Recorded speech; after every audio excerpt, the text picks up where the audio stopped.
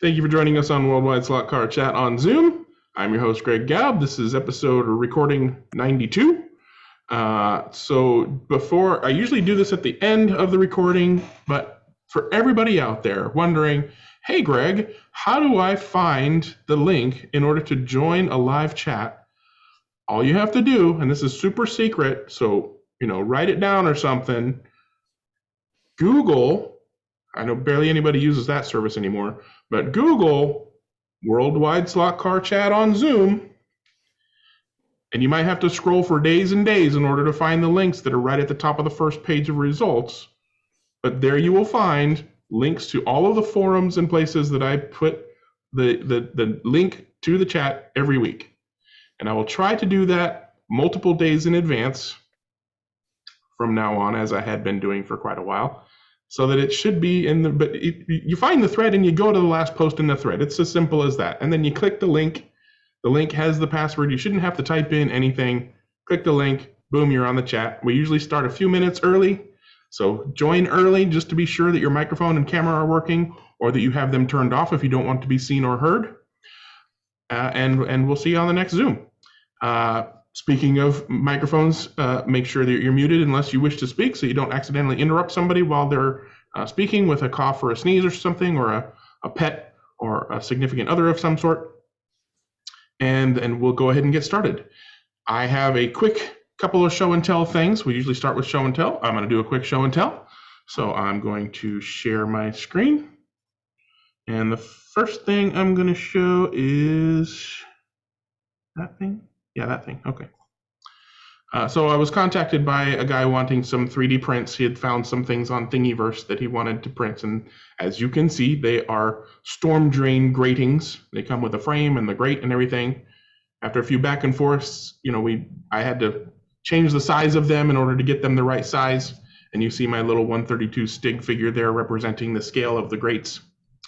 Got a couple other pictures. Oh, skipped ahead. So that's a closer up picture of the grate with the grates in the frame. And as you already saw, he was kind enough to send me a picture of one of them installed. And it looks like the color was pretty close. It looks like he added a little weathering there, as well as, of course, all the wonderful growth of various things. But it's really cool to see one of those things in place in the final form. I asked him if he has a site or somewhere where people can see his work. But I haven't gotten a response from that yet. So hopefully next week I'll be able to show his other work, because it looks like he does some really cool stuff. So there is that. And also, just for the fun of it, I wanted to share a different screen. Oh, let me switch to that thing. Okay. And we're going to share this here. So at the start of one of the heats at the race on Monday, I did rapid fire pictures, and my phone can convert those into an animated GIF image. So this is the thunder slots taking off from the line, and then rubber banding back to the line, and back and forth. For some reason, the car in lane 4 had a controller error, which is why it doesn't keep going. Looks like he broke a drive shaft as he took off. Yeah, right. I mean, the first thing we do is check the car, but his car was fine. But he's got like a third eye or something with that bright blue LED in the controller handle, and it wasn't on. So he figured that out, and we started that heat over. But because the beginning of the heat is randomized from the 3, 2, 1, and then the go. There's a random amount of time between 1 and go. I missed the actual takeoff on the other times I tried to get the takeoff on my little rapid fire camera shot feature. So that was the best one I had, so that's the one that I used. That's pretty much all from me. As usual, hold up your virtual hand by clicking more or reaction, and then clicking your virtual raise hand thing. Dennis has his virtual hand up, and then we'll get to John. Okay, well, apart from the fact that I see a couple of new names, so maybe we want to talk to them too. We'll get to them. Last week we were talking about the Scalextric Pro performance cars and the pink gears that come with them. I think it was Kelly. who was trying to work out why the gears were loose from the hubs. Well, it turns out that's the way that they are in the packet.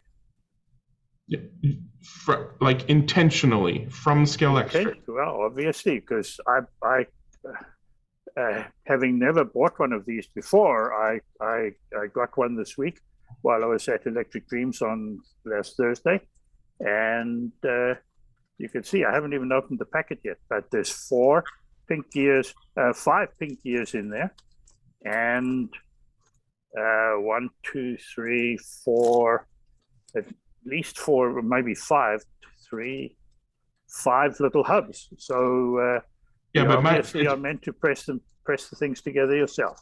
It's my contention that happened during storage. Like it came apart because it's been in storage for so long. Like if somebody could find a picture of them, I would disagree. If somebody could find a picture of them from Scalextric back in the day coming like that, then I would agree. I mean, this thing is still sealed. No, I understand. There's no damage to the packet. I have to disagree because not even the bearings are installed into those little green holders, the little green axle holders that hold the bearings. The bearings are not installed either. The bearings are also loose in the packet. Well, how do they expect you to assemble this? Do they provide tools to assemble this? Don't know. I haven't opened it, so I don't know what the instructions say yet. Dennis, do the hubs have splines on them? Yes. Okay, that's typical way that they would push a hub in. The hubs have splines on them. I mean, the set screws are not in the hubs either, right? So there's absolutely nothing assembled inside there. I'm going to open this packet right now. Please, I was going to say, I want to see those instructions. We can see what the instructions say.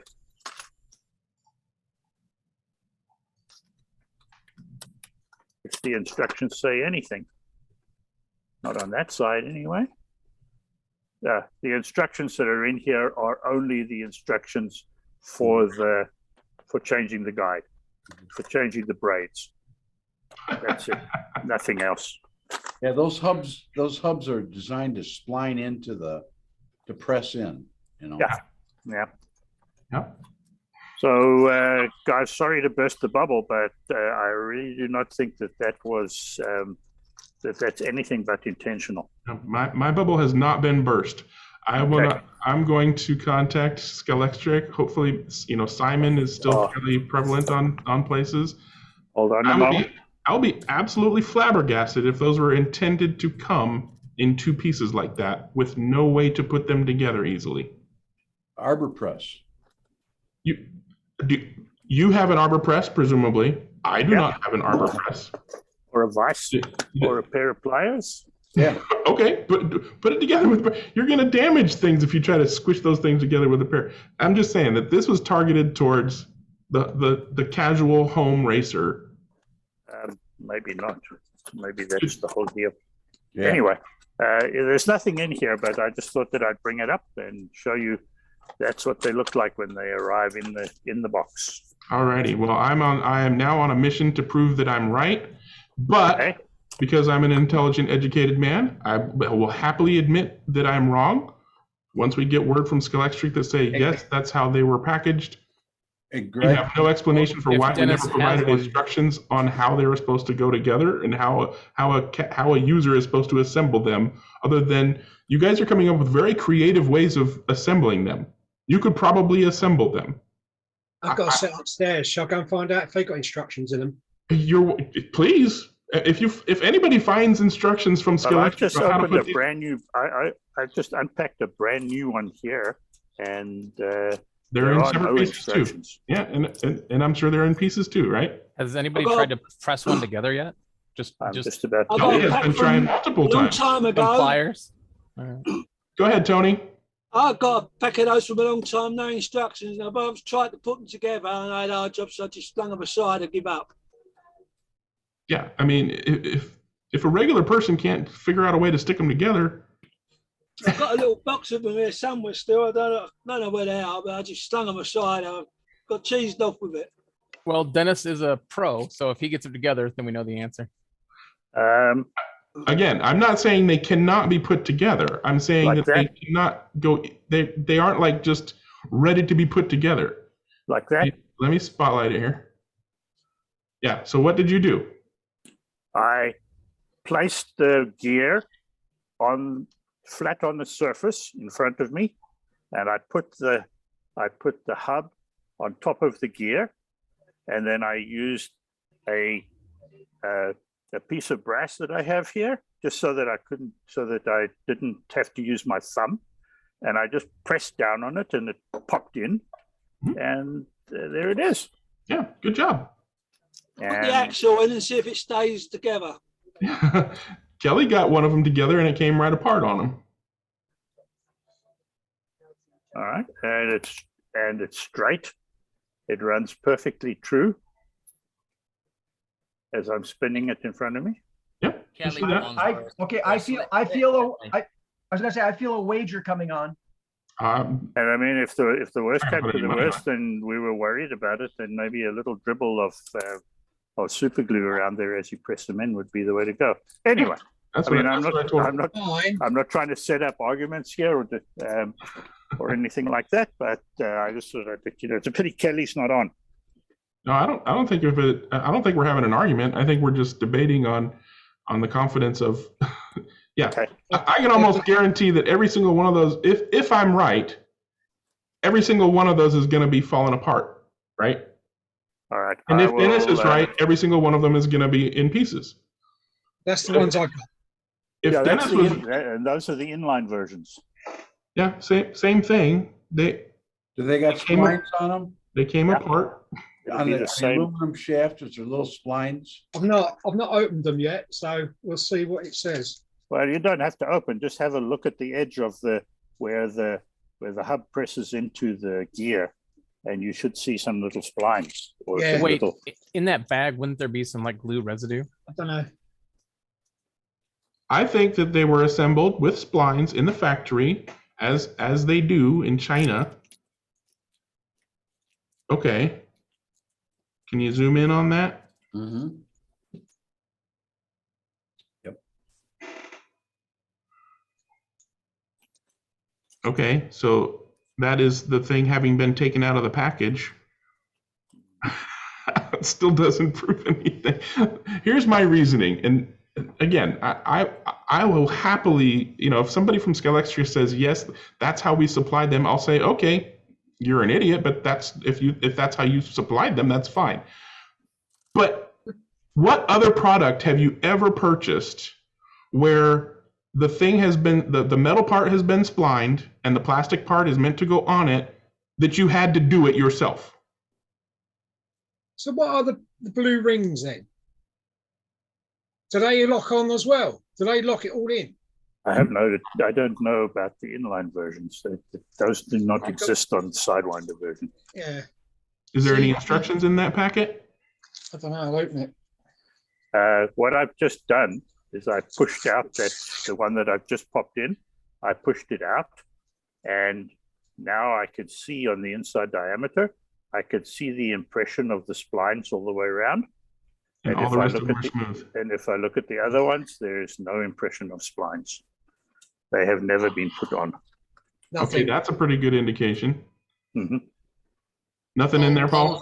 It's an interference. Inline ones. It's It called looked like you had interference. one that was assembled. Yeah. That kit came with extra motors too, so it was definitely made to put together. Yeah. Yeah, but why would it come with? I mean, last week we were talking about this, and if it came with 5 plastic things and then 1 or 2 hubs, that would make sense. That you're gonna install whichever gear ratio you want onto one of the hubs, but to make you be the Chinese labor that puts the plastic onto the splined metal piece with no tools or instructions boggles my mind. But Dennis, thank you very much. That is really good evidence that it wasn't done beforehand, because otherwise all the gears would show an impression of the spline on the inner and diameter. they don't. Anyway. What the heck, Scalextric? Yeah. I looks was like the wrong, blue but my mind is on the blown. side. I'm like, It's what? the other side of the motor shaft, yeah? Yeah, it looks like that's something that goes onto the side to the hub after the motor. Yeah, in order to align the It motor. don't fit over anything on here. Who knows? Got the gear on. Yeah, because there's Oh, only you one put some- flange on that. You'd have to have two flanges. So the blue thing is I don't know probably what the other. that's for. Got no idea. What was Does that, it not Paul? fit anywhere, Paul? No, it doesn't. It's too big to go over the back. That doesn't go over that because it does. But look, you got so much slot. Yeah. Oh, And on it's the other just- side? it's just all falling apart. And on But- the other Well, side, that's what Kelly had got. He got a silver boss and a gear, a Doesn't pink go on- gear, and the it's bottom of the too- gear was a flip fit. Too big to go. The Good, gear is but- actually too big for it to hold in. And plus the fact, when that goes through, that doesn't that doesn't stick out all the way on the inside. So that's it. That just clips in. Ah. Now, no, You figured it out in spite of lack of instructions. but it fits They like should have that. called. They should have called it Skelectric. Manufacture it yourself. Yeah. Perhaps that's what it does. Takes up the slop. Yeah. Or no? What would be the point of that, though? I don't know. But it's not on there very well. No, it's just falling off. So that's not right then. Yeah. Who knows? No. Right? you've got hardly anything sticking through. Well, you just haven't assembled it right. Read the instructions, Paul. I would, but there ain't none. We would if there were any. Oh my goodness. All right. Well, I'll consider that case closed in that, there's no other reason for the inside of those rings to be smooth if they had ever been on the metal splined thing. So, wow. Yeah, no wonder the guys at my club, when I first saw those, were telling me to steer clear of them. Mm. Even when they were fresh out of the factory, they were like that. What the? The chances are good that they won't stay on because the flies Yeah. are pretty small. Part list, haven't they? Where you can look down and you can fix things. You know, I mean, services. You can do that now with gears that are in one piece that don't fall apart, that you don't have to put together. True, I suppose. Yeah.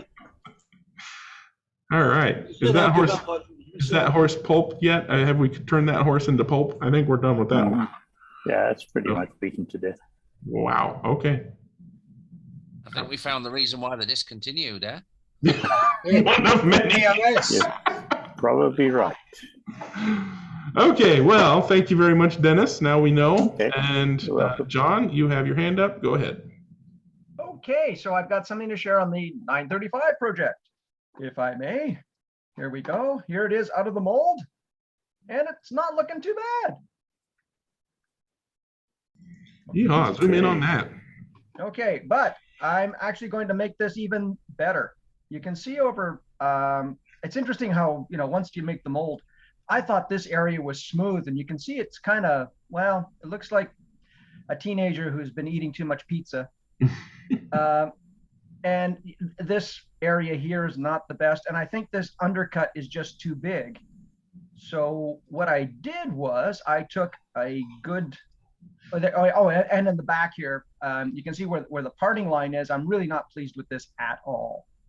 So I made another, you can, there you go. You can see that you can see putty here. You really couldn't see it before. So, okay, we're going to fix that. So, and down here, there's the, again, I'm really not happy with this door line. And there's a close up of the back. So what I did was I made another pull. Oh, here, sorry. I keep forgetting these were actually in order. So you can see, Dennis, that undercut is just too big, I think. So I thought I'd take it here. Yeah. No problem. You see that? So I took another pull and smooth that out, although it'd be great if it was in focus. There you go. So it's in the process of being smoothed out along with the back, and the door is being recut. and the back is being redone. So I'm just smoothing all this area out even more, so it should look even better. And then you'll kind of add to the silicone, or will you have to do a complete new mold? Well, I can still use the bottom plug here. And then I'll just pour another one on top. But the great thing is, just the way that you recycle or create recycled filament, you can recycle a lot of the silicone for the corners. So you don't use as much new silicone as you would think. You use the new silicone for over the body, and sort of like the, I guess, extremities of the mold will be old silicone that will be flowed around it to make up the volume. And then here I've trimmed the sides there, so there's not that much of an undercut. Yeah, no, that's much better. Yeah. And then there they are side by side. So there's the way it originally came out of the mold, and here is how it is going to come out of the mold. Und das ist das. Looking good. Yeah, I apologies for the delay, but I just didn't. Either I have to do this for every sort of positive that I get out of the mold, or I'll just do it once, one more pour, and then just keep popping them out like Halloween candy. Yeah, obviously that would be ideal, is to not have to do that to everyone that comes out of the. John, Is that wing not fragile, or sorry? Is the wing too is the wing sturdy enough? It's not fragile or anything, is it? Oh heck no! It's very. In fact, that's. Let me go back here and show you. That's all one piece of resin, and then there's a piece that gets glued on top. Because I didn't want to do it all in one go, but no, it's quite robust. There's a nice big piece of resin underneath, and it's quite supportive. That's a wing and a half, though, isn't it? Yeah, I mean, listen, you put a magnet in the chassis and go fast enough, it'll break. No magnets in chassis that I build. Exactly right. We don't need run. Don't need no stinking magnets. Yeah. So John, what were the 3 circles in the bonnet? In the hood? So fuel, and I think these 2 were oil on the real car. Ah, yeah. Okay. Yeah, and I molded those in so you wouldn't have to glue them in or anything. And the more you can mold, including the door handles. I think I showed you that thing, trick that my daughter taught me. See, there's a little plug in there that basically pops out with an X-Acto knife, and then your door handle is perfect. Great. Yeah, just one less thing to glue on or anything. The only thing I really didn't want to mess with was putting the top element of the wing on for the mold. I've kept that separately, so that will have to be glued on. That's gorgeous, though. Absolutely gorgeous. Oh, thank you. Well, yeah, hopefully it'll be even better, Paul. Look at the quality of the surface finish, where just behind the vent on the front arch, the shine is very obvious there. Well, thank you. Well, and again, it also, and because of that surface, as you're saying, you can make it in different color resin, and again, you can save yourself from painting, give it a wee bit of a polish, and just race the heck out of it. So there you go. I hope that's. There we go. Could I ask a question, John? Of course. So I'm not familiar with casting like this. So I remember seeing a few weeks ago a car that was made up of 2 halves, and it somehow leapt into this grey one. What's I didn't spot the process where that big pink sponge arrived. What have you done to get from the car that was cut in half to that grey example there? Oh, okay. Well, here let me just. An idiot. Yeah, I can show you with another example, Jeremy, if you would like. I can't quite visualize all these negatives and positives. And what, oh, no problem at all. Actually, hang on. Let me go to another folder here, and maybe I can help you here. So sorry. It basically, it's a two-part mold. Let me just see here. Okay. Oops, sorry, that's not going to do it. Sorry. Maybe we can come back to this. I don't want to delay anybody's. Yeah, sorry. Yeah. No worries. Well, go ahead and explain it to them. Yeah. So yeah. Okay, so basically, it's a two-part mold. So the upper half here. Let me just show you here. There's an upper half and a lower half. Oh, that's not any good. So you made that out of you made that mold out of the car that was the two halves. Correct. Yeah. And the great thing about silicone is that it's really quite flexible. So you can actually have a parting line with an undercut. So as long as you let the resin cure to where it's solid, you can actually just basically pop it out of the mold. So why are you working on that gray one? What's the purpose of that gray shell? Oh, I put tint. Okay. Yeah, no, that's a wonderful question here. Actually, let me go back to what I was showing before here. So let me just share here. Sorry, open up. Yeah.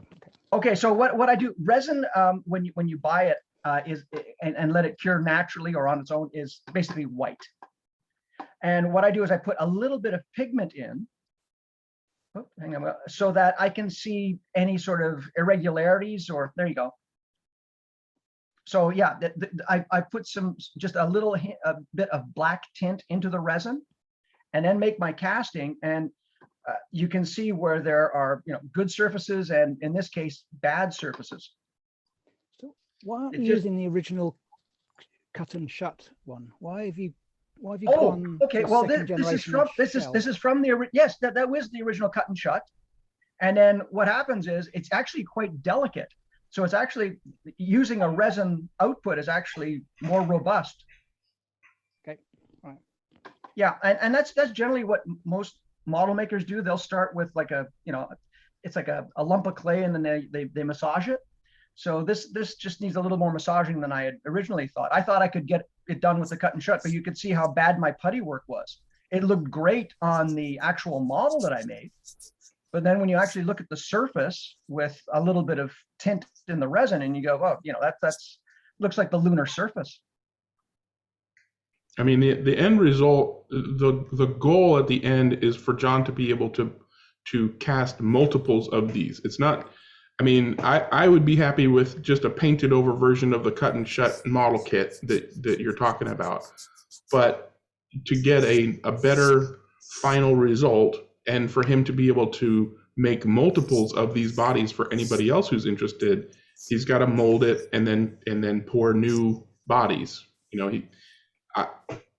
That's pretty much I mean, if you were just making one of these cars and that was your goal, just to make one car, then the original model painted over would be fine, right, for me.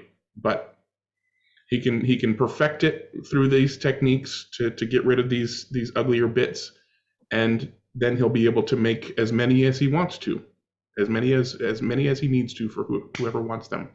And I'm assuming someone other than Greg might want one or two. Yep, probably one or two. John, can you take us through the process of making the pink molds? Oh, the pink mold. Yeah. So basically, what that really is it's RTV silicone. So it's and I use 30 Shore silicone because it's really quite flexible. So the higher the number, the more rigid it is. And basically, what you do is you take the cut and shut thing. Well, actually, here, let me show you. You take this, for lack of a better description, is the one that I've originally created. And you block off, you can see how see these resin things in the window? That's why I didn't pop these out. That was actually clay. There was this stuff called clean clay, and you want to use clay that doesn't have any sulfur in it, because the sulfur will react with the RTV silicone. So it's a non-sulfur, actually non-toxic clay that you use for sculpting, and you block off any area that you don't want the silicone to leach into. And I had a bit of a leaching problem on the first one. So I went from tape to using just clay, and it worked really, really well, as you can see. So the top part is the first pour. So you block off the wheel wells underneath and on top, and then you build a mold box around it, giving yourself about, at least the regulation of a 1/4 inch. I used close to a 1/2 inch around because I want a really nice, robust mold, because we're going to get a lot of pulls out of this. And then you start pouring in one corner, and as you pour the RTV silicone, it surrounds whatever you're molding and literally squeezes the air out, which is really kind of remarkable. And that's why it gives you a wonderful positive or negative, I should say, of your positive. Then when that mold is made, you turn it upside down, pop it out, and then spray release agent around the entire first pour. You pop all the clay out, and then you put the body back in, sort of back in the mold, and then Yes. you do the second pour, which is what this is. And that's, see this, here's the where the clay was for the wheel wells. You see where the clay was for the windows, and all that is removed and then filled with silicone. So then what you have between the two, the interior silicone, if you will, and the exterior, the big box, is a gap. And that Yes. gap is the body. So you pour in resin into the top, put in the bottom, and I actually cast under pressure at about 20 PSI to get all the bubbles out. That's why it casts so nicely, actually. So at about 20 PSI under pressure, and then boom, out pops a mold. No, wrong way. I won't go in the wrong way. Out pops your mold. And do you ever need to install risers? I'm familiar with metal casting that I did at school, and we had things called runners and risers. Yeah, in in sand fact, mold that we were filling absolutely. to In let fact, the air out. yeah, well, yeah. What happens too is if you're unlucky, or depending on what you're casting, you get little air pockets, usually in the corners, and you make a little runner. But I usually do that after I take actually a piece of brass tubing, and if there's consistent bubbles in my first couple of casts, I realize that okay, it needs some venting. So I will create a vent. You basically take a piece of brass and punch out a hole in the silicone, and it vents it. What I got really lucky with, and honestly, this is luck. If you take a look, there's, especially on the underside, and if you look at the original undercuts here, I don't mean to go quickly, like it cast really well. A couple of wee little bubbles, but it really, the flow of the resin was really quite good. And when I say flow, so for example, this is sort of what you see in the first pour, and you literally pour the resin in, slosh it around a wee bit, and then squish the other part on top, and some gush out, right? I mean, you always want to have more resin in the mold than you actually need, so that you can basically purge any air out. And then on top of that, you want to take any persistent bubbles that may be in the resin out by casting under pressure. So you don't put the body shell resin in with the mold closed. You pour it into the one half and then close it, put the other half and squish out excess material. Correct. And that's why sometimes, like if you look at this plug, well, let me see if I can get a better shot of the plug. It's relatively flat, although it is kind of raked a wee bit, so that there is a bit of flow to it as I squish it in, to basically purge any sort of air gaps out. Well, thank you very much. I understand that much better now. Oh, you're welcome. Yeah. And this is all learned through, trial and error, and some, I actually was taught how to cast by someone who does bronze sculpting and bronze casting. And he taught me a lot of this. And, and then when you start making, molds for bronze, you really can't muck about. So I hope that helps. Very much. Did you have any progress on that other project? Oh, well, the 2G is actually in a lump of rubber right now, so there's not much to see. It's a box of silicone. So it's being molded right now. You betcha. First pour. What wheelbase is the Porsche? Oh, you mean as far as length? Yeah. I don't know. Will the NSR 9, is it 997? Will that fit underneath the chassis? I can imagine, although this is a 1/32nd scale car, because it was based on a 1/32nd scale model. Yeah, that's what the NSRs are, aren't they? The NSR Porsche, what's it? It's the... Okay, I don't know, because I know there are some manufacturers... 1/32. Pardon? So 997.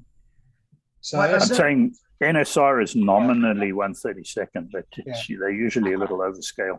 Yeah, so that's, thank you, Dennis. You said it better than I did. I didn't know how to be, nice. Diplomatic. Yeah, I thought Canadians were good at that. Well, we are, yeah, for the most part. I mean, I no longer have an NSR Porsche, but once we get the bodies, I'm sure people will experiment with various things. And get some measurements and figure out what will go under it easily. Oh, Michael's got one there. Okay. Yeah. Oh, yeah. That looks rather big. Yeah. Yeah. This body may not be that wide, Michael. Yeah, you probably have to do some modifications to the chassis to get it Yeah. fit under the body. It's just a different car altogether too, so it's not like. Or if you always send it off to Angelo and get a 3D printed one. Yeah. 3D printed. Yeah. Or what Dennis does, which is build it from scratch. Not allowed to run metal chassis, unfortunately. Oh, right. Yeah. Can you scratch build a plastic one though? Yeah. There you go. Get some styrene sheet. Yeah, or some Lexan sheet and just cut the basic chassis so that it fits a slotted pod and away you go. You use the HRS, Or slot the to HRS, yeah. universal chassis, or you start 3D printing something. Or you cast one in resin. Oh wow!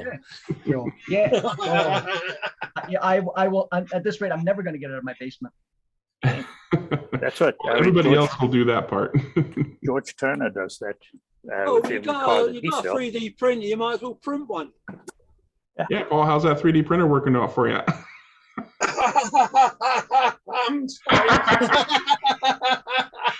Alrighty then. Let's move on.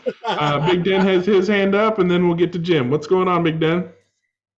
Well, yeah, Australians are very diplomatic, and I wasn't going to say a word about Paul's 3D printing. I'm American, so. Yeah. Just a couple of follow-ups from my watching of last week's program.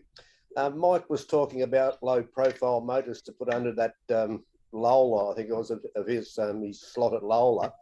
Did you ever consider one of the FFO 50 slimline motors, Mike? Because they are low. Mike, you're muted. There you go. And then I disappeared. Yes, I have, but I'd have to make an entirely new pod for it. Yeah. I don't know of anyone that makes a pod that fits that motor for the Lolas. Don't know whether they're still available, but LEB took over a lot of the old stock that Divas 3D had, and they had a couple of FFO FF050 motors in inline angle winder and side winder, but the stocks are probably running pretty low by now, I guess. But that was just something that I thought of at the time, that they are pretty low. They don't always have a lot of torque and a lot of braking. The torque you didn't want, but unless you're running magnets, you'd probably be looking for a bit more braking than what the FFO50s. Having said that, well, it's also a 25,000 RPM motor. Yeah, but Polycar are running them in. Polycar are running them in a lot of their cars, in their monopostos and their 70s F1 series. Just going back to the Scale Electric Lego gears, I got some years ago, and thought I'd be a smart aleck and try and run one 3mm axle set up in the back of a fly truck. Within half a lap, the hub and the outer part of the gear were flying in close formation rather than being one bit. So they, even with super glue, they came apart.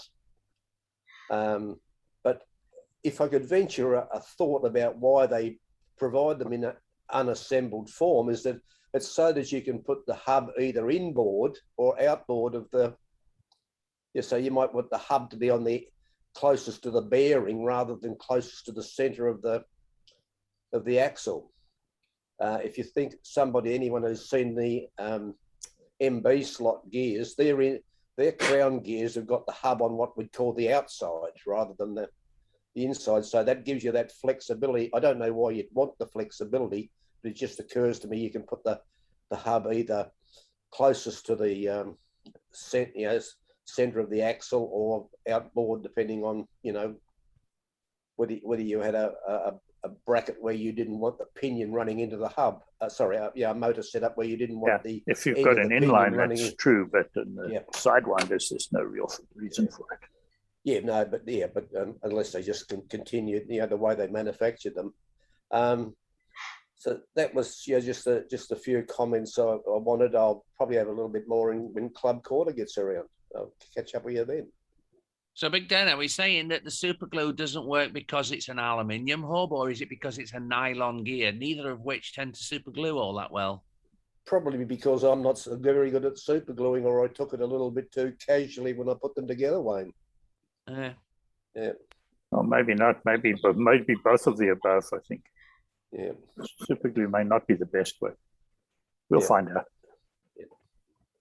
So it does look like there are a few slimline pods left at LEB Hobbies. I basically went to lebhobbies.com and then searched Devise 3D or Devis 3D, DEVIS 3D, and it popped up all of their pods.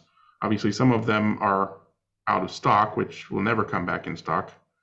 But it does look like when I scrolled down here, there were some that showed slimline Sidewinder with different offsets. That one is still in stock. Another offset. Those are still in stock. So those might be something to look into, Mike. You know, I'm not a real big fan of that particular motor because running magnet cars, they got really hot and blew up regularly. So I sort of left them alone for a long time. But the biggest problem, I think, is probably the high RPM and low torque and then braking as a result of it. Yeah. I'll hit it when in Club Corner, but I sort of solved the problem. Okay. So I guess we'll save that I'll talk for about it later. Cool. Okay. Well, guess we'll find out. And I see Big Den is done. So Jim, what's going on? Those of you that know me from here know that I do a lot of racing, and I've never really done any building to speak of in terms of, you know, resin bodies or matching something. So I decided to try it. And the reason is that there's the under 2.5 liter proxy that's currently being, I guess the rules were just announced yesterday, and the rules were changed after, well, anyway, there were bodies that were illegal initially and are not legal now. So I don't want to make a statement on that, but I bought a body, not so much for the proxy. I wanted the body. And this is what I got. A Pinto. So this is the reason they have decided not to run it is it's technically 32nd scale, 29th scale. And it's a little bit bigger, but you know, it's made by Eldon. And sometimes manufacturers fudge whether it's really 29th scale or 32nd scale, whatever it is. So I bought it anyway, because it's close, but it's definitely 29th scale. So it's a little bit too big. I agree with their ruling. I just thought that they shouldn't have put it on the approved list preliminarily. But the reason I bought it is one of my favorite cars is the Pinto. I learned to drive a stick on a Pinto. So this Pinto is going to be, it's not going to be that. It's going to be, why can't I get this to change? Yep. Let me come back to that. I'll get that up and come back right back to it. Now, was that the year, Jim, that you drove as well? Because I don't. The year that I drove would have been a 71, and I don't know what this one's later than that, because the early Pintos had a split rear window, and the later Pintos had the full rear hatch. It was all window, and I think this is a later one. But here's what it's going to be. Oh, cool. Oh, Racer Walsh. Yeah. They Car and Driver commissioned this. Or they built it. Pat Bedard, one of the editors there, that also almost killed himself in the Indy 500, but he's a fairly good race driver. And they ran this a few times. They actually won one race with it, and so it was for sale a few years ago. And I've always liked the car. Wish I could have bought it when it was for sale, but space and money was an issue. So it wasn't terribly expensive, but it's definitely a car with a history. So and I was going to say, at least that car had a proper fuel cell. Yeah. And it fits on the NSR Mercedes GT3. So it fits on a 32nd scale chassis, but it's a little bit too big for what it is. Now, maybe John can I can send the body up to him and he can recast this and do the shrink resin and get it down to 32nd scale. So Yeah, I well, gotta actually, that's what I did with the monogram Lotus 33 and Ferrari 158 because they're not really 132nd scale. So yeah, I took like about a 16th of an inch out of the middle and put it together. Yeah. Yeah, a lot of the HO guys do that. They get 1/43rd scale cars and shrink them down to HO scale for resin bodies. So that's my project, just something new, and I'm going to try it and see what happens. Very cool. Yeah, sounds cool. Very Look forward cool. to that. Hey, What can kinda- someone clarify for me how the shrink resin works? Well, it's not really shrink resin, Wayne. What I did was I cast the original bodies, made a resin copy of the originals, and literally cut them in half and removed a portion down the middle and resized them because lengthwise they were fine, but they were just a wee bit too wide for the smaller motors that were available in the 60s. Is there any kind of resin that does actually shrink a measurable amount that you can then repeat to get? That's what the HO guys use. Oh, Is it really? hard to work with? I've never worked with it, to be honest. with you. Okay. Yeah, no, there is a shrink. I'm not sure if it's a shrink resin or I guess it's shrink resin. Yeah. Or is it a shrink silicone? Somehow they do. No, it. it's a resin. It's the resin I that know actually shrinks? my friend Victor Ferguson, who does the true scale bodies, he's used it before to do that same thing. The problem is, if you're trying to go from 129th down to 132nd, you might have to make 2 or 3 molds and shrink it progressively because it only the shrinks. HO guys do that. They do a number of shrinks to get it from one scale to another scale. So it's not just one step a lot of times. Yeah. I imagine they marketed under the morning swim banner. Oh, Jesus. All right. Thank you for that one. And Jim, I think you're done. And Dewan's got his virtual hand up. What you want to show and tell, Dewan? Well, I applaud you, Jim. I'm doing the same type of thing, bringing in things that are momentous to me and bringing them back into slot cards and stuff. But anyway, I was going to show this last week. It's a book that I picked up, and I think I saw Eddie showcase this book a little while ago. It's a real nice book, decent book. It's only 30 some odd bucks, and it showcases and talks about the history of all the different manufacturers from the vintage days until current day. It's focused on 1/32nd scale, but does touch a little bit on the other scales as well. So, where did you get your copy? On Amazon. It's self-published by the guy named Carlos. I guess he's pretty famous slot car author. I don't even try to butcher up his name, but I guess he's a pretty famous guy that's written about a dozen slot car books. Written a whole bunch, yeah. This one's really nice. Yeah, he did a good job. The photographs are always really good too in these books. Yeah, he gives a lot of detail that I personally do on some of the manufacturers, but it's still enough to really give you a good overview. So, 30-something. And the interesting part was that he did start to cover some of the modern manufacturers, but nothing about NSR, nothing about Scale Auto, nothing about Thunderslot, nothing about a couple of others. It's really basically just Fly, Ninco, and Slotted that got into the book. But even so, it's well worth having. It's really nice. Share that. Something to put on my wish list. All right, thank you for sharing that, Dewan. And it looks like we're out of show and tell. So I'm going to go ahead and pull the winner for the contest, and then we'll do Club Corner or whatever else anybody wants to talk about. So I shall share my screen. And not that one, this one, and then go to the tab that I already have open. All right, so I did my absolute best, as usual, to make sure that I did not miss any names. I copied them from every email I received and then triple checked on the YouTube comments and everything. So we got Jack Smith, Paul Smith, Frank Cisco, Kelly Avery, John Crawley, Jeremy Belcher, Cube Racing GB, Alan Wilkinson, Brad Trask, Greg Peck, Mike Hessian, Russell Craig, Jeremy Cobert, Primed and Ready, Stick and Puck, Don Young, Model Race Car, DC Orr, Regis Costa, Sean Casey, Courtney Smith, Chuck Gibkey, YZ Fox 05, DeJuan Clark, and Gordon Happer are on the list. And that's all the people that I found. So I'm going to hit randomize, and the top person on the randomized list will be our wiener. Here we go.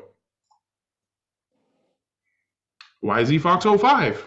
Is that anybody in here? I have no idea who that is. So I will attempt to communicate with that person, and that person should communicate with me. Expect to receive a message from me on YouTube, or send me an email to ggaub@ggaub.com. That's gggaub@ggaub.com. And we'll work this out, and we'll get you a MR slot car Jaguar. And that's all there is to that. So let's move on to Club Corner. Go ahead, John. Well, I was going to say, would we not want to meet our new folks that are here? Oh, who's new?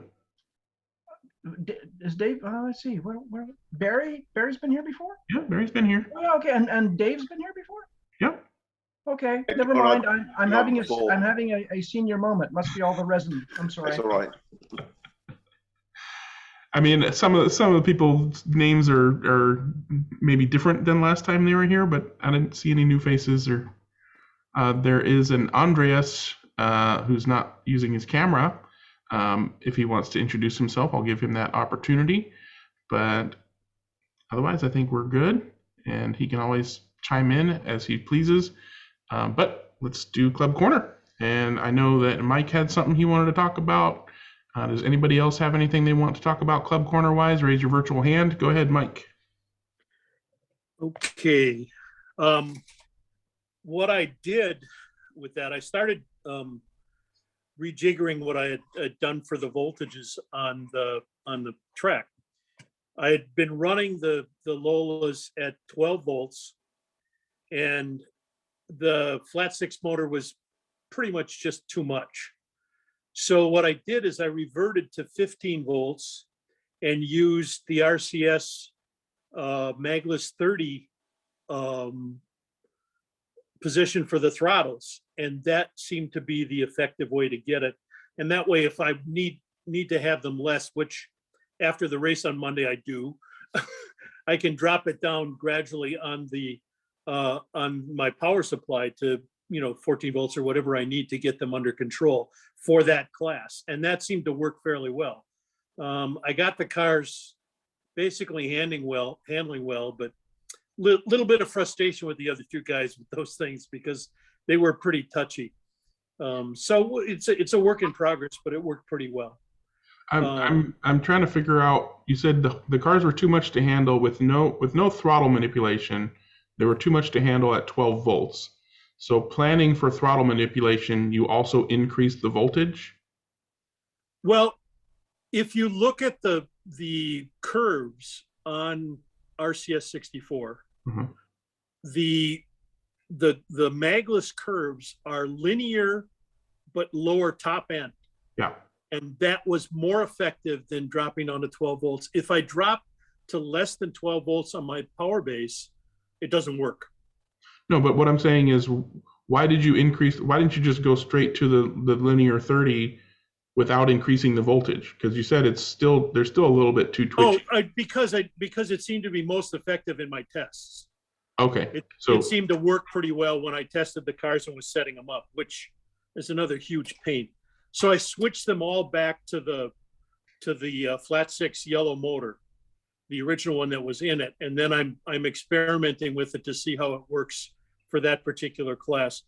Using 12 volts for most of the other cars that have, like the sideways cars that have the Raptor motor in it, it works fairly well. Another factor in this is that my friend up in Chelan has started using Magless 50 as the standard position. So he runs a 15 volt power pack, the regular one, without any adjustability. And he runs a Magless 50, which drops the voltage down enough for the magnet cars that it becomes much closer. It takes a lot of the motor out of it. So, and you end up with too much magnet for most of them. So now I have to recalibrate all the magnet cars too. So I have my work cut out for me in the next few weeks. You do. But I wanted to come back to that. I do have a question for Jim Rose, though. I would like some input on setting up inline Group C cars for Scalextric, if he's got any input on that. I know he's set one up in one of his videos, but it was limited as far as the weight goes. I want to get a little bit of help with those because I've had a little trouble working with them. So anyway, if he's got a chance. Are you assuming you're running magless, right? I'm running magless. I'm running on Scalextric Sport Track. I don't know about Scalextric because I've never run on it, but on the wood tracks, coming back with that same car from Electric Dreams, I added about 2 grams on each side of the pan. So outboard, about 2 grams on each side. And that helped it on a wood track and got a little bit more bite. Plus, in our group, we're running stock wheels. Okay. And Electric Dreams was open wheels, so that was air wheels. So it depends on what wheels you're running. So there's no. Well, I'm the boss here, so I can run whatever works. Then run air wheels, and Okay. you may not need as much weight with air wheels because they develop those just develop more grip. Again, I don't know about Scalextric's track. Maybe somebody else can chime in. But on wood tracks, if you've got no rules, air wheels, a little bit of weight, and you're set to go. Was the weight be the 2 grams on each outboard side you're talking about?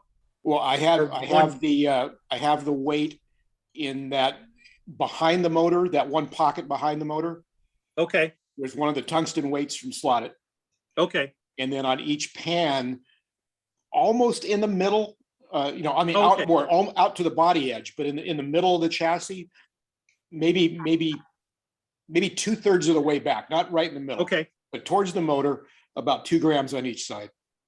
Okay. All right. I'll give That'd that be a place shot. to start. Yeah.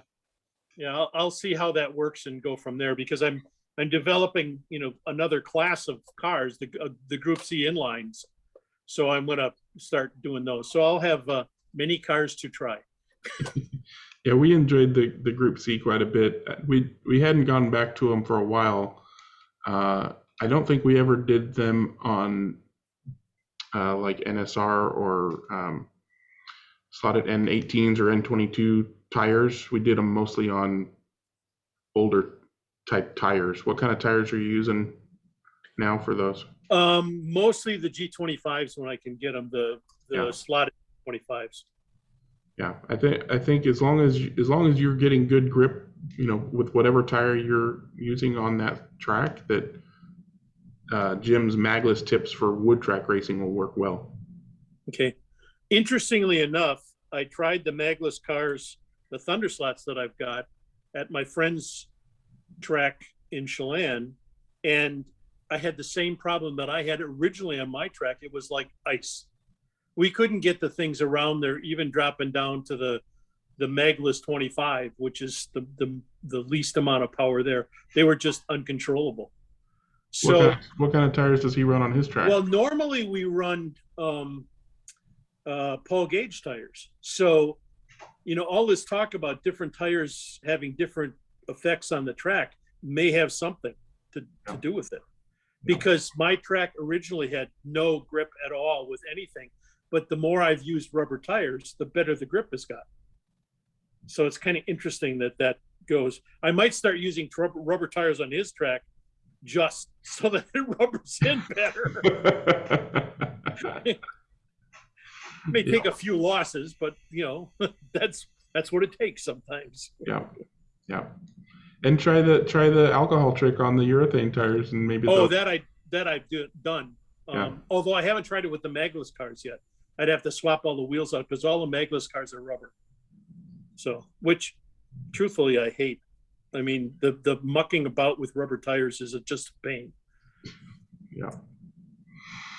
Hats off to Jim for the way he does it, because it's crazy. Oh yeah. I agree. I wish there was a solution to get rid of it, but I don't know what it is. Yeah. Well, you'll hear it here first, whatever it is in the future. Yeah. All right. Thanks for the update, Mike. And Big Dan, your turn. Okay, right. I'll just do a share screen here. Where are we? There we go. So this was our first racing for 2022 at the track affectionately known as Grumpy's Garage. And it turned out a lovely bright day, so we were able to open up all the doors and effectively turning it into an outdoor race, or an outdoor venue. So even though we have a masks mandatory policy here in our state, we were able to sort of get around that. So that's one of the guys smiling at me, taking a picture of him. Father and son combination getting ready. Not sure whether they're talking to one another at that stage. That probably weren't after the racing. And there's young Alex in his race director mode, giving orders. Couple of new members turned up on the day. We had 10 in total. That was great. One of our fellas had a bit of ill health, not related to COVID, fortunately, but ill health anyway. And so first race for the day was the V8 Supercars. Well, yep, there's 10 there, so that's another shot of that. And there's the results. I was going to put myself in about font 27, you know, just to make it more prominent, but modesty, you know. Hey, podium's a podium. Yeah, that was the car I ran. I just flicked back one was this this orange, and yeah, the one that causes a bit of consternation. It's from the Scar Electric Driven to Distraction series, and you know, when I first ran it, I got cries of "What's that?" I noticed on our local eBay the other day, one of them went for over $100 Australian. So I'm sort of debating whether to part company with it, but I wouldn't get the stirring then. Okay, so on to race 2, which was our we turb our classic sports car. Quite a mixture of cars here, from I think NSRs and Slottets up the head of the field to a lot of scratch built brass chassis towards the back, so you know, more scale and smaller cars. So another look at that. There's the results. I won't dwell too much on mine, other than to say that I ran a couple of very low powered slotter Lolas and you know, a low and an SRC Lola 600. So I didn't expect to get up there with the fast boys in that race. This was our first shakedown for the Polycar Monopostos. Only 3 entries. There are another 3 of us do have them, but one guy had only just taken delivery, so barely out of the box.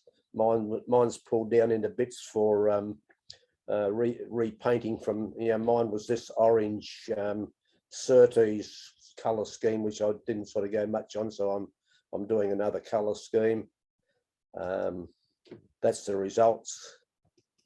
One thing to notice with these, the wheelbase is around about 110 millimeters, and you've got to have the car straight before you put the power down, because they fishtail all over the place. And on this inside lane in particular, a couple of people actually, you know, got their front wheels caught in the side fencing, and I think 2 of the cars did end up without the front wing attached. So the next few pictures are for Greg's benefit. Way back, I'm not sure whether we still have them, but we used to have what was called the Holden Precision Driving Team. And I was reminded of this when Greg had his IROC report last week, where he seemed to have the Precision Crashing Team, where everyone sort of ended up in the court, you know, off the track. In the these guys were quite good, you know. They did, you know, they went over ramps one after the other. There was an early poster for that all go over a ramp and tilt the same way and go over ramps and, you know, drive over or fly over the top of one another. So well, Dan, that gives new meaning to crack a tube. Crack a tube. Yeah, I haven't cracked one yet today. I reserved that for New Year's. Thanks, John. Although the fridge is close handy, I might be moved to go sideways. yeah, so that's it for me today. And just a couple of points. I'll stop to share.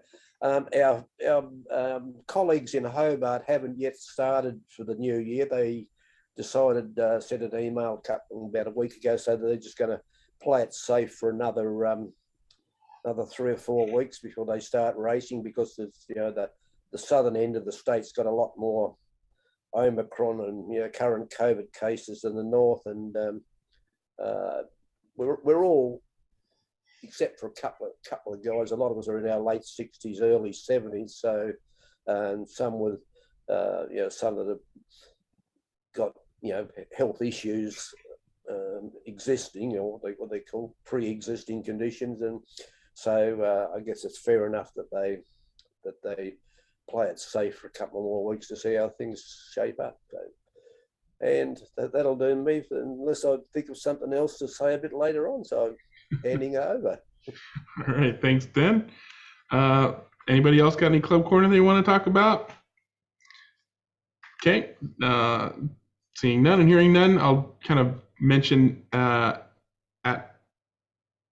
my club's race on Monday, one of the other guy, or the host actually, had been watching my videos and saw the assembly video for the reciprocator machine for the tire raiser, and he's like, "Wow, I have one of those tire raisers. I'll have Greg, make me one of those." I'm like, when I got there, he's like, "Hey, can you make me one?" And I'm like, "Show me your tire raiser." So after he digs his tire raiser out, it's not a tire raiser. It's a Professor Motors Area 3 tire truer machine, which is the machine that the original reciprocator machine that I based mine off of was designed for. So now having access to that type of machine, I can ensure that if I were to print a device for that machine, that my print would function on that machine. But rather than do that, I'll probably go ahead and do a new version for this machine, taking some of the ideas I had from my machine, taking some of the other Kevin, he did one for the RSM tire truer based off of my machine. We came up with a variety of interesting ideas, such as using a couple of magnets for the plate to reciprocator connection rather than the ball and socket that I had done, and a couple of other things. So I'm basically going to design another machine for the Area 3 / Professor Motor style tire truing machine, and hopefully I'll be showing that off here in a few weeks. But he said that he got it from Cloverleaf Racing like a month ago, and I'm like, maybe this is what the little birdie was telling me, about some shop, getting supply of those machines and selling them, because his version doesn't have any labeling at all. It's not anodized. It appears to be aluminum for most of the parts. It's not anodized at all. The motor has no label on it. I'm like, okay, this is obviously not what has normally been in stock on, in the stores. So this morning I went ahead and called Cloverleaf on the phone and said, "Hey, my friend got one of these. You got any of these?" And he basically confirmed what we already know, in that, as soon as they hit the store, they're gone because everybody who knows about it wants it, buys it as soon as they see it, and supply chain issues and parts and things like that. He does not have any machines to sell because he's having a hard time getting the parts, but he's trying to get the parts in order to sell the machines. So probably your best bet to get a new machine, rather than hunting on eBay or whatever, is to just keep an eye on Cloverleaf Racing website and just check it every day. If you see one, buy it. Do not hesitate to buy that tire truing machine if you're looking for something like that. If you're wanting one that does, pop out a whole axle from a Scalextric car or whatever, and do both wheels at the same time. But hopefully at some point he gets, just a windfall of parts to build these machines, and they'll be more readily available. I hoped to have good news saying, "Oh yeah, just call up Cloverleaf and they can totally sell you one. It's off the books," or something like that. I don't know, but no such luck. All right, Tony's got his hand up. What's going on, Tony? It's just a question. You bringing up Tire Razor. Huh? I've been trying to get in touch with Stock Car Corner. Okay. They're stocking spare parts for the Tire Razor. Yeah, a lot of Like the sanding blocks and. yeah, some stores will still have spare parts, but not the actual machine. Like I've got the Cloverleaf Racing. machine. I just want the sanding block. Did you try Professor Motor? No, I don't. They don't do. I mean, look at all the store, because I know that some stores still have spare Tire Razor accessories. So if you have the Tire Razor, you might still be able to find accessories. So I'd swear I'd seen them somewhere recently, but they might be just out. They might be showing in their catalog, but be out of stock. I never tried to place an order, so. I just have to keep trying to say Professional Motors. What about Electric Dreams? They Guessing that's a no. Clover, is it? Clover is the other one. Cloverleaf Racing has the Professor motor replacement motor for the Professor Motor machine, and I think they also had the O-rings, the rubber belt. I've got plenty of O-rings. It's just no sanding. Yep. Keep looking. I've got the wheel buddy. You got the tire. You got the wheel. I've got the wheel buddy, but not the sand. I want to get some sanding blocks so I can do like 80 grit, 100 grit, 240 grit, and make a few up. But yeah, that'd be nice. Certainly would. That's my question. Yeah, I mean, I don't know of a reliable source for those. Well, I just have to keep trying. Keep looking. Try all the different sites. Professor Motor, LEB Hobbies, Cloverleaf. What was that, Brian? Have you tried 3D printing any of those sanding blocks? Not yet. Have you? 3D design it and take it to a machinist. That's just a piece of aluminum. That's true. It's just a piece of milled aluminum. Yeah. Yeah. That's an idea. I can take one. I've got the wheel buddy. It's the same sort of thing, isn't it? It's the same size. It's just a bit smaller. Yeah, any decent machinist will be able to go, take his calipers and go boom, boom, boom, and say, okay, I'll whip take that it to out. my nephew. He's got a lathe and he's into all that. So I'll give him a couple of pennies and he might be able to make me some. Yeah. I regard that then. It's worth a try if you know a good machinist. Certainly, take advantage of that. I did do a 3D printed one. My very first iteration of the reciprocator, I tried a 3D printed sanding block. I think it would work.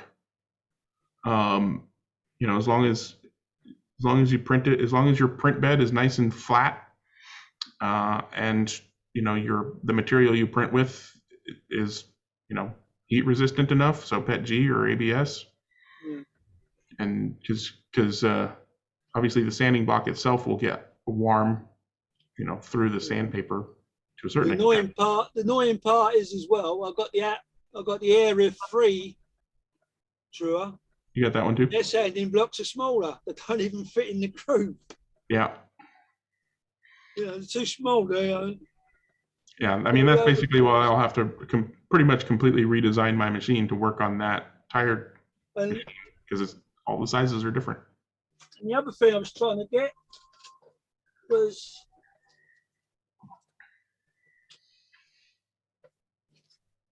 they had some of these.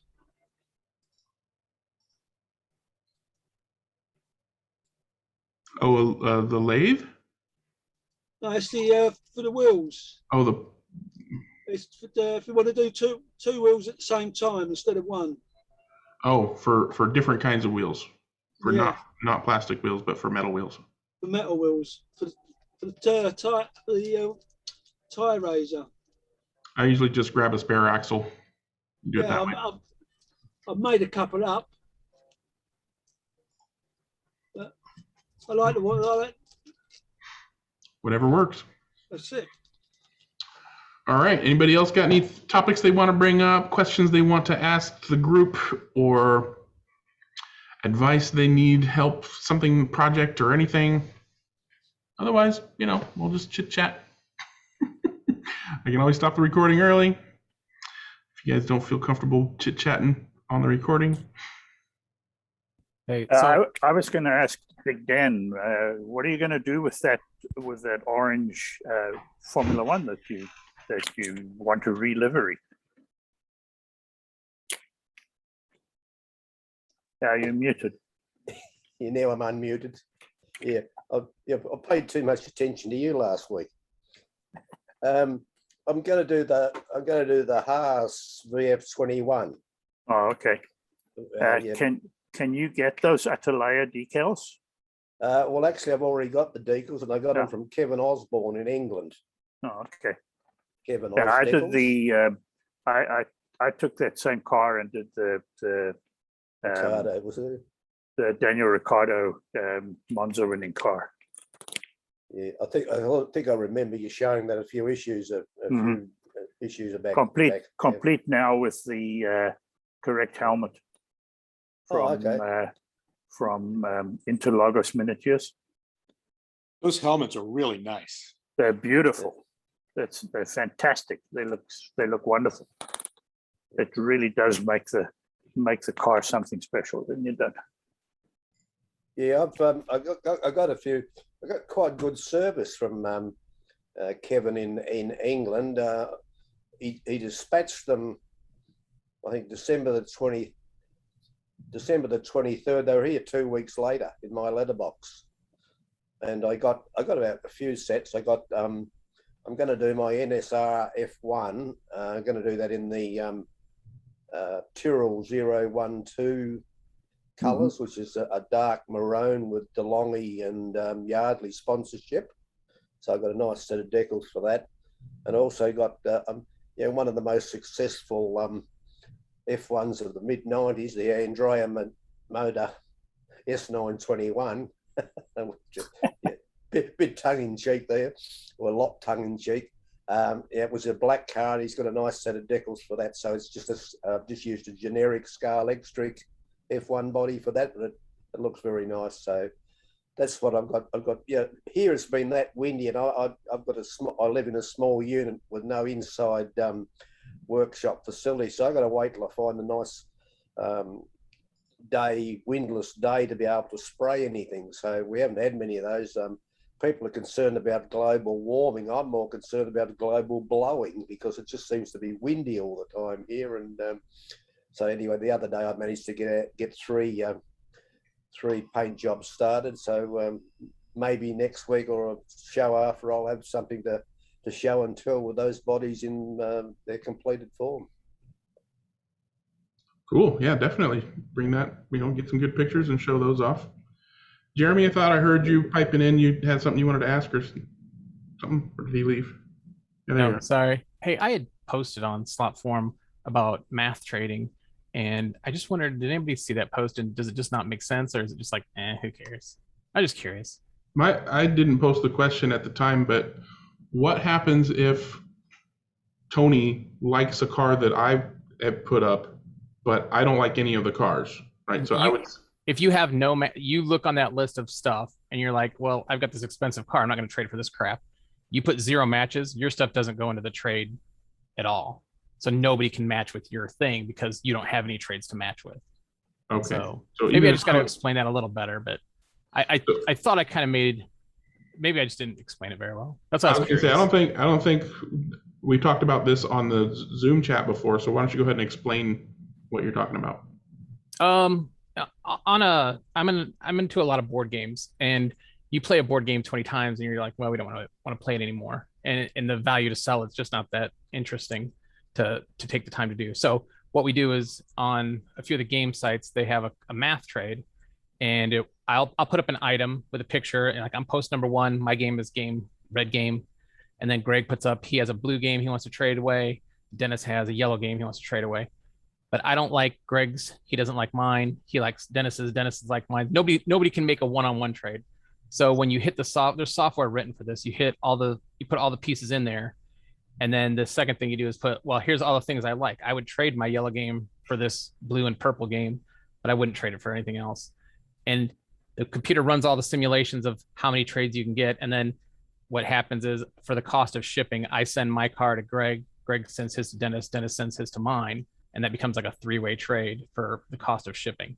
But in the board game world, maybe I trade a board game and somebody else trades like maybe a coupon for a video game or something. Just like, there's all kinds of weird stuff that goes on. But I was just thinking, I was looking at my pile. I was cleaning out last month all of my piles of cars that I have, and I know there's no way I'm ever gonna get around to selling them. They're just kind of sitting here.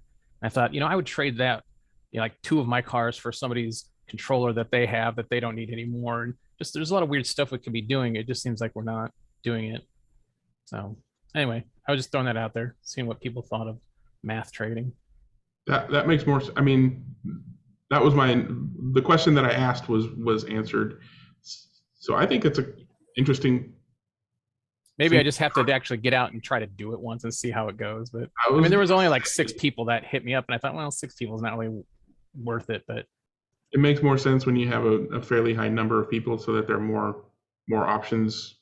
Yeah, things to trade. And you can put a $300 slot car on the list, but if you don't like anything in there, you just put 0. You don't have any matches, and your stuff never goes anywhere. Okay, so but basically everybody who's participating gets to see everything that is up for grabs. Yeah. Before any actual trading is done. Right. So, there's two posts. The first post is everything to go in the list of trading stuff that you want to get rid of. And the second post is Jeremy, I was number 1 on the list. I would take number 7, 12, and 13. But if I look on that list and I don't like any of them, I just put 0, nothing. And then no matter what the software does, my stuff never comes up because I didn't match with anybody. Okay.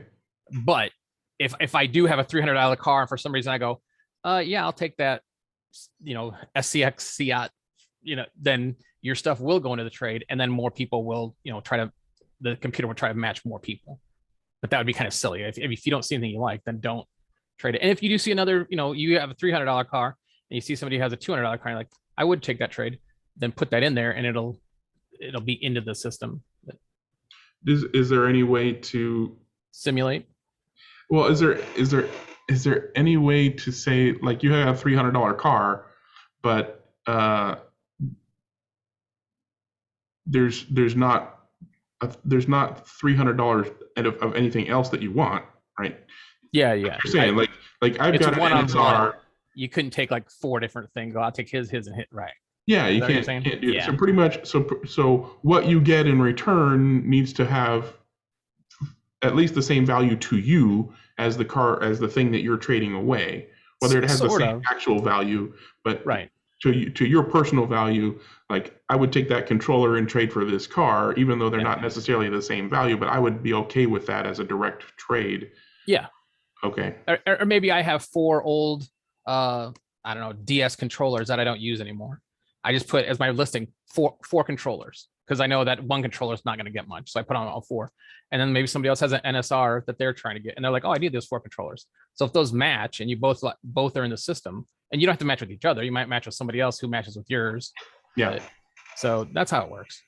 I'll go back and explain it a little better and maybe just run a demo or something of it. I was going to say, I think you might, obviously one of the things is going to be, the shipping cost. Like it's gonna, right. You have to keep it continental. Like you have to keep it continental. I can't ship to the Australia. It'd cost more than the card by itself. Yeah. So I'm thinking probably not Slot Forum, but SCI or HRW, both being more primarily American. Localized, yeah. You could probably start that, and at least say, okay, here's how it works. This is the post where you say this is what I'm willing to trade for other things, but there will be a whole separate post for the actual trading of things, the actual matching of the things. And you said there's software. I assume there's a website or something. You could link to that website so people can go see how it's done. Or I threw up I wasn't sure if I was gonna bring this up here. I was just gonna do a demo here, but I didn't have anything prepared to go. But yeah, there's a software you can download. It's an open source software that does math trades for, music.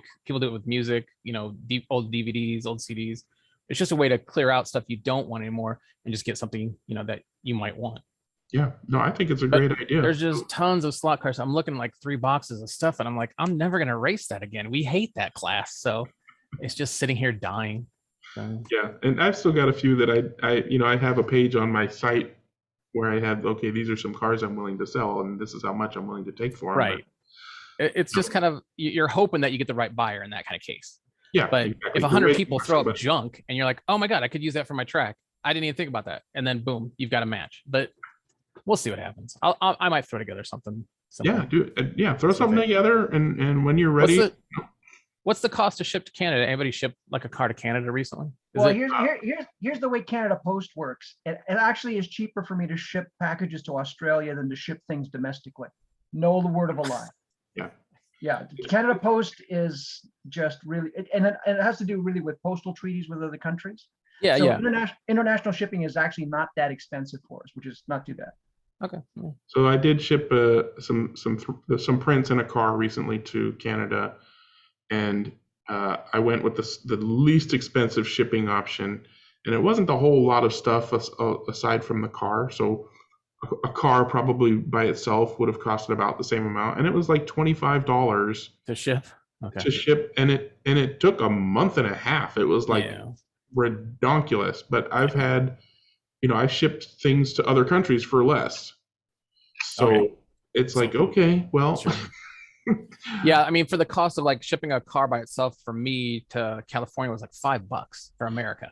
But yeah, I looked at some other prices. I was like, okay, this is never going to work sending it to Spain. So yeah, as long as it's under £1, then you can ship just regular old first class package service, which is just a few bucks for most things under that. So if it were kept to basically the contiguous 48 United States, then shipping would be, $5-ish. Yeah. For most things. All right, cool. I just wanted to see if anybody saw that and if it made sense. But I'll keep working on it. I'll participate. So, go ahead and do that, and I'll put some things up. Yeah, it might be interesting, but slot forum was maybe not the right place to get us. I know I don't look at slot forum at all anymore. Yeah, I'm gonna have to go American, like Home Race World or something, or which is more popular these days. I don't really keep track. Is a good place to be. HRW, okay. Yep. I'll do it. Probably gonna go if you were to pick just one forum, I would probably suggest HRW. Oh, thanks, man. I won't take any more time. All right, thanks, Jeremy. Looking forward to that. And then John, you got your hand up. Yeah, I just wanted to backtrack for Jeremy B because I found those pictures I was looking for, and let's do it. He had questions about molds, and I found the picture I was looking for, so I apologize. So Jeremy, there you go. So here is the top, and also for Wayne. Sorry, Wayne, I didn't want to forget about you either. So here's go ahead. So here's the top part of the mold, and here's the interior plug. And when you put them together, there's a gap, and that's how the body gets produced. And as you can see, there's a sort of less of a lip at the front than the back. If you look around here, and it's slightly raked so that it has some flow to it to basically get out as much air as possible. John, when you did the mold making videos for the Porsche, it's the same process, correct? Absolutely the same, correct. Yeah. So Jeremy, if you look at Scale Car Garage YouTube channel and find the mold making for his 356 Porsche, you'll see from step one to step end, and the whole thing is there. It's very interesting. The only thing you'll have to do, Jeremy, is put up with me showing what is done. That's sorry about that. So what confusing? Why I'm curious. Why are you those blemishes you could see on the prototype you made? Why aren't you repairing the mold? Oh, repairing the mold here? Repairing the mold. Oh, yeah. Well, because because silicone is really difficult to repair. So unlike a metal mold where you can grind and you can fill in and stuff, you really can't do that with a silicone mold. Yeah. Now here's the good thing though. So for example, if I was to remake, because I'm going to remake this top plug, I can use a lot of this sort of extraneous silicone for volume, and then put this sort of the corrected shell that I showed on this plug, and then put these corners back and then just pour over it. The great thing about silicone is that silicone sticks only to silicone. So you can recycle this to some extent. when you put one of those, when you put the male inside the female, sorry. When you No, put that's that no, like that's that- correct. That's it. No, they're a happy couple. It's okay. Yeah, yeah. I don't see any dowel pins to get an alignment of any kind. How Don't do you, need them. Don't need them because I mean I do some big honking sort of blocks here for the wheel wells and everything else. It's not necessary, but I know what you mean. You mean like usually do channel locks? Yeah. Yeah. Yeah. For now, interesting enough, for smaller modes, when I do figures or even the parts for this car, like the windshield, they have locks because the most difficult thing to cast, actually, the smaller the piece, the more difficult it is to mold. Uh-huh. So you know you don't want any sort of movement between the two sort of male and female. You know, you want them to sort of stay happy and close together. Because of the heft and the amount of mass in both of these molds, nothing moves and it casts quite well. I got it. So when you have to recycle a mold part, are you gonna just chop it into a bunch of little pieces, or are you gonna like kind of carve out the bad and then just try to use as many big chunks as you possibly can? Actually, what I do is I usually use the corner chunks first and put them in sort of in the mold box, and then and then for the top, it's kind of like sprinkling Parmigiano Reggiano over your pasta. So you pour, and then to make up the sort of heft so that you don't touch the surface of whatever you're casting or molding, I should say, then yeah, you put it on top, and those are like shredded pieces. So you just basically stand there with a pair of scissors and cut it up. And well, you know, if I could grate the darn things, I would. Yeah, that makes sense. Yeah. So, and then if you want some pictures, some close-ups there, Jeremy, you can see how the louvers are all there, and the great thing is, like, those are the light buckets. They actually cast no problem. And because this is flexible, you just literally bend the mold and the body just goes, boop, just pops up like Dracula after midnight.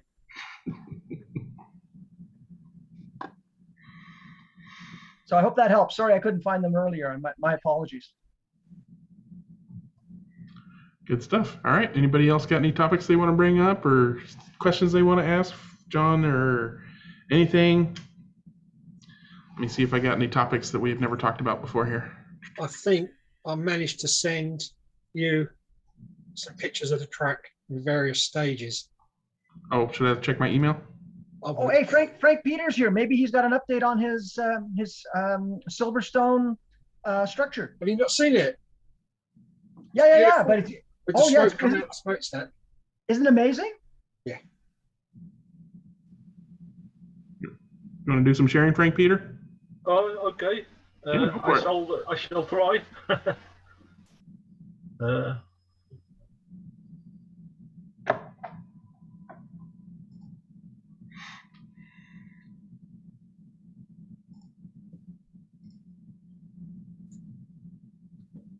There's a white. Oh, yeah. Share. Let's see.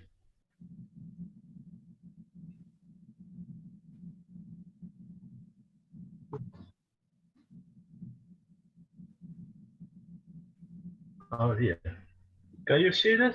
There we go. Now we see it. Yeah, that's from Facebook. That's beautiful.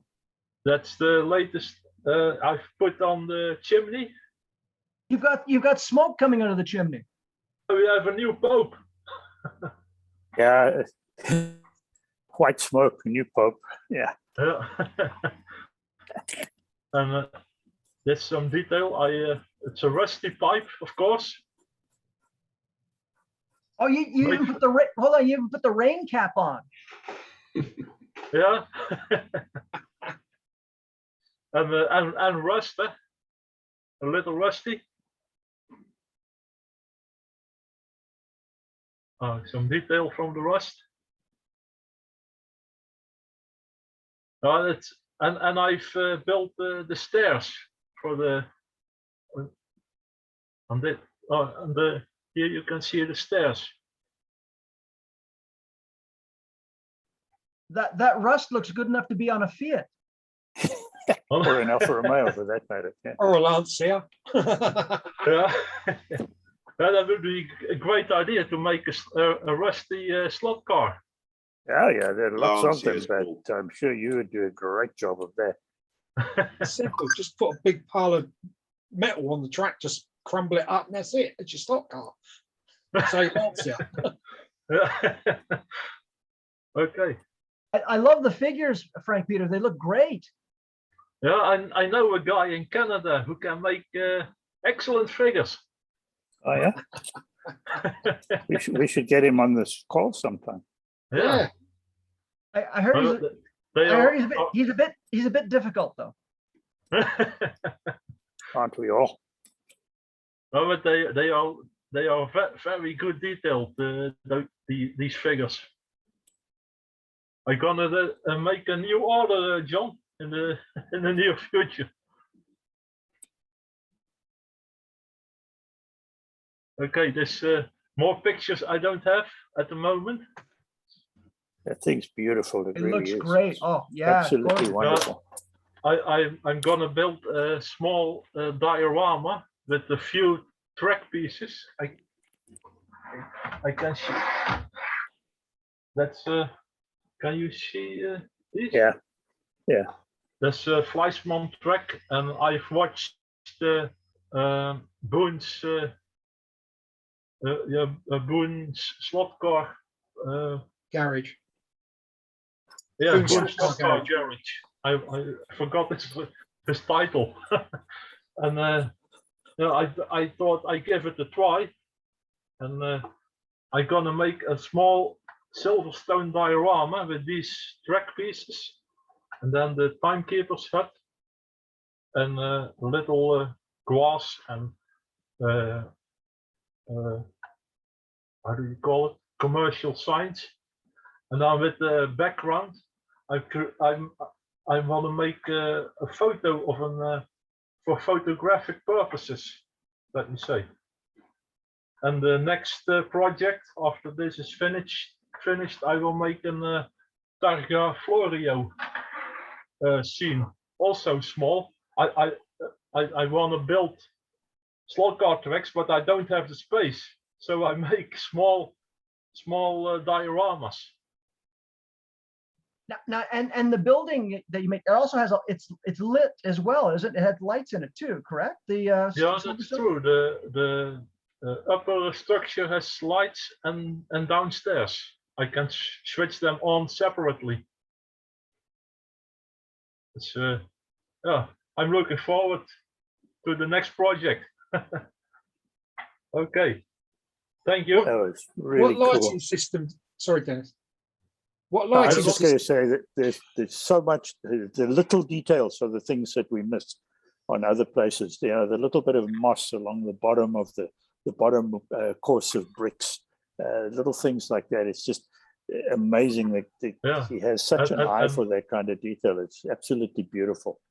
And the rusty nails in the wood, the wooden planking with yeah, and rusty screws, and the one or two bricks here and there that are a slightly different color to the others, you know, and then one black brick on a corner and things like that. It's just great. It's really good. I love doing this work, the scenery work. What is it? 12-volt or 6-volt lights you use? 12-volt LEDs. That one on LEDs. LEDs. Oh. I've bought it in China by AliExpress. A roll. It's more a band, and you can cut those off what you need, and solder the wires on it. Because I've got on my timekeeping bridge, it's 3 lamps I've put in that, and I'm using the grain of wheat, 12-volt grain of wheat, what they use on the railway systems. Yeah.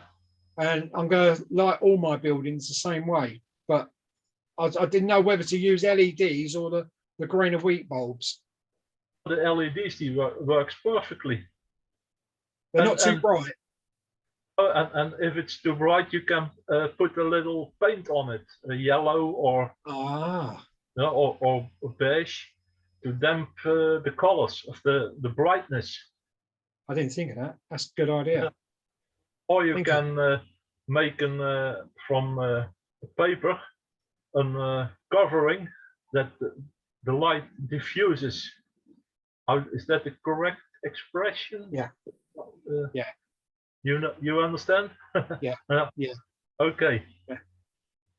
Because I've got Okay, the original Scalextric kit buildings on my track, and I was going to look all of them. I've got little I bought them from China as well. They're the O gauge old industrial lamps, green and white. The green outside, white inside. Well, they were only, I think they were 3 volt. And of course, I connected it up to the 12-volt system, not knowing, and blew all the bulbs. So I ripped all the bulbs out and put 12-volt bulbs in. And they're going to hang, because I've got the Marshall's towers, I've got the control tower as well, the wedding cake, and I'm going to light all that up as well. And that's on lamp bulbs. Yeah. You have to be careful that they can go very hot, eh? That your building's not.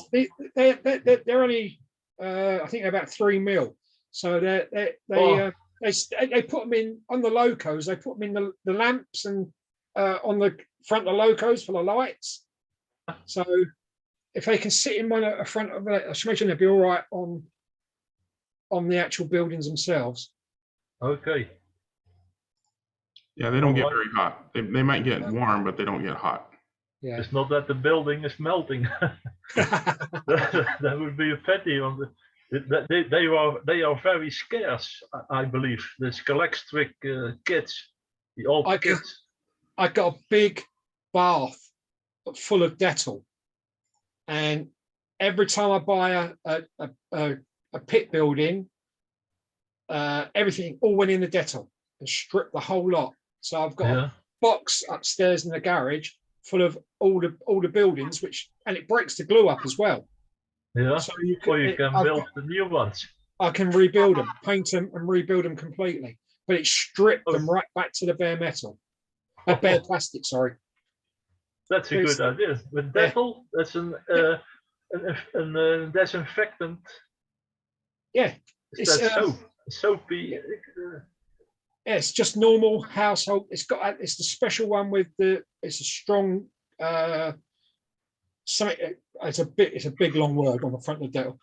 And what you do is go 50-50. 50, put 1 bottle of Dettol and 1 bottle of water. Same size. And just and it'll take paint off anything.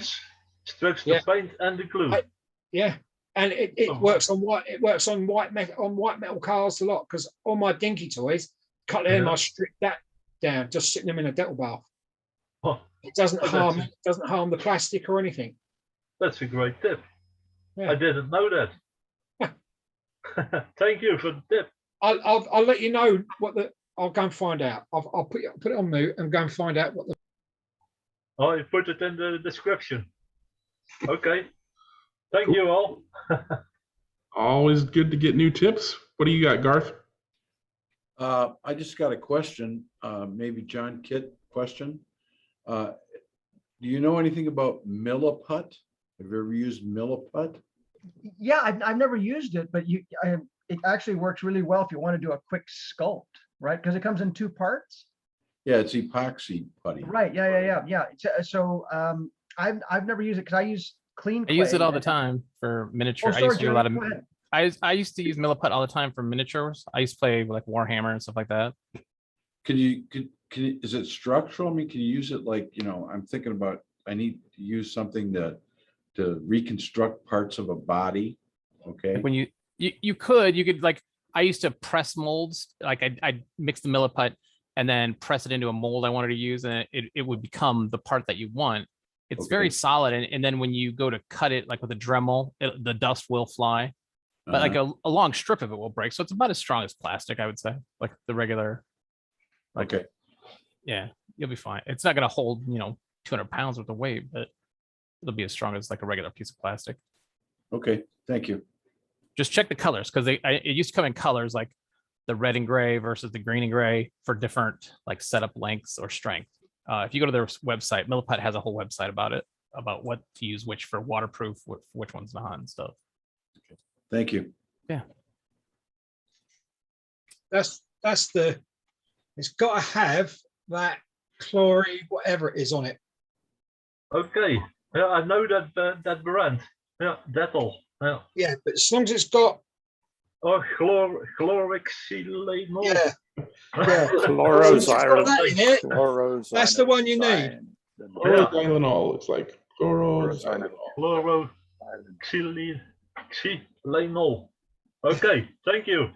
Thank you, It Paul. also makes your skin on your hands go really, really soft. Oh, I knew You're that. soaking in it. I've used Simple Green. I've used Simple Green to take paint off of bodies before also. I don't know if that's sold internationally or not, but it works. In the US also has like Super Clean and some similar stuff like that's similar to that. I've even used Pine Sol that was really good for like 60s testers stuff that people used to slap on bodies. That works as well. It smells nice. Oven cleaner works also for Humbrol paint. Right, yeah. Oh yeah, like you're right. Easy off oven cleaner, especially if you want to strip chrome off pieces, works really well. Yeah. Okay. That doesn't smell as good as Pine Sol though. Or Dettol. But do it outside or in a garage because it'll stink the whole house out. Okay, I remember that. What you got, Jim? A question for Dennis. Have you heard anything about the Scale Auto F1 cars availability? Jim, no, but it's close as far as I know. I can't think of a specific date off the top of my head. 132 slot has them as of this morning. Well, there you go. Then that means that the rest of us will get them a couple of months from now. knowing Alan, depending on how many, he probably didn't buy enough for his own stock, let alone the rest of us. But does anybody know of any decals for them yet? No, but I would think that Atalaya will have decals out as quick as they can make them. Is Alan the distributor? You have to get them from him? Yep. Yeah. Okay. Skill Auto Formula. There we go. Yes, both the high nose and the low nose. Yeah, white kits. Yeah. Yep. Dennis, have you heard anything about the sideways Escort they're bringing out? Group 5 Escort. Either. Yeah, there's a Group 5 Escort coming, the Zach Speed one. But I haven't seen it yet. I'm waiting for one though. That'll be a nice car. That will be a lovely car. Yeah, it'll be a good competitor for the 320 BMW. Yeah.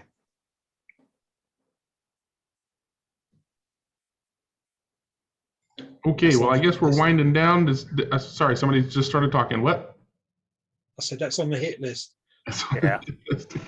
By the way, while we're talking, on